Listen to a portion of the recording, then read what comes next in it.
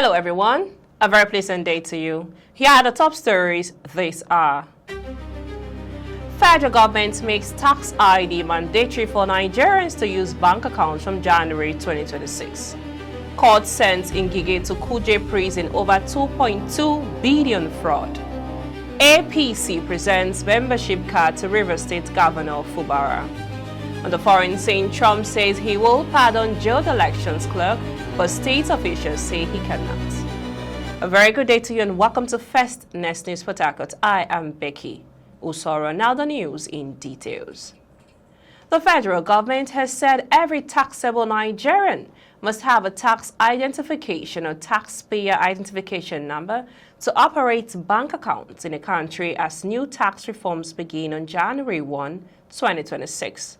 The chairman of the Presidential Committee on Fiscal Policy and Tax Reforms, Taiwo Oyedele, disclosed this in an interview shared on his X account.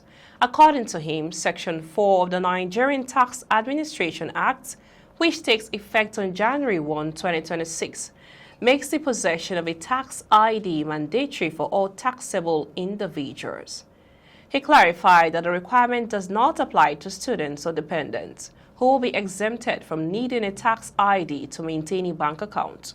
Oyedele noted that the policy has existed since the 2020 Finance Act, but the NTAA now provides a formal legal backing for enforcement.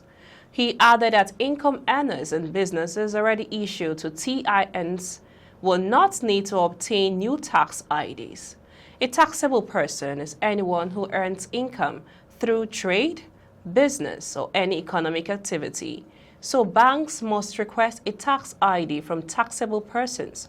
This means that individuals who do not earn an income, such as students and dependents, do not need to obtain a tax ID. As of January 2026, any taxable entity without a tax ID may have difficulty running their bank accounts in the near future, he said in the interview. Moving on, Justice Mariam Hassan of the Federal Capital Territory FCT has ordered the remand of the former Minister of Labor and Employment, Chris Ngige, at the Kuje Correctional Center. Ngige was arraigned on an alleged corruption charge, will remain in Kuje Correctional Center until Monday, when his bail application will be heard. The minister was specifically charged with conferring unfair advantage on his associates in the award of several contracts when he held office as minister between 2015 and 2023. He was also accused of corruptly accepting gifts of several million naira through his organizations while he was in office. The ex-minister, however, pleaded not guilty to all the 8-count charges brought against him by the Economic and Financial Crimes Commission, EFCC. However, his bail application could not be taken as it was served on the prosecution shortly before the court proceeded. His lead counsel, Patrick Ikweatu San, pleaded with the court to admit the former minister on health grounds pending the hearing of the bail. But the request was opposed by EFCC's counsel, Sivanus Tahir San, on claims that the former minister was a flight risk, adding that he would respond formally to the bail application. In a short ruling, Justice Hassan adjourned the bail application hearing to Monday, December 15th. You are listening to news on First Next News Port Harcourt. Let's go for a short break. When we return to bring to you more details as APC presents membership card to Rivers State Governor Fubara. On the foreign scene, Trump says he will pardon jailed elections clerk, but state officials say he cannot. Please stay with us. Welcome back. In case you're just joining us, you're listening to news on First Next News Port Harcourt. We now bring you the rest of the news.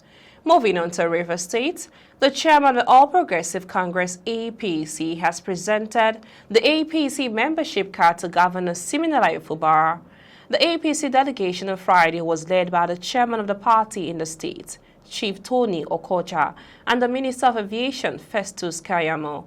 At the reception, which was held in the state government house, Port Harcourt, the governor filled out the APC membership form and other party documents and was handed a party slip and membership card. It will be recalled that Fubara had recently resigned his membership of the People's Democratic Party, PDP, and moved to the APC to align his political move with the renewed hope agenda of President Bola Ahmed Tinubu. Okocha, who is believed to be a loyalist of the Minister of Federal Capital Territory Chief Nyesom Wike, while addressing the governor, said he was mandated to receive him Fubara by the national chairman of APC. The governor promised that he will take all necessary steps to strengthen the APC in the state. We now move on to the foreign news. U.S. President Donald Trump said he has pardoned former Colorado elections clerk Tina Peters, who is serving a 9-year sentence for allowing unauthorized others to vote in machines during the 2020 presidential election.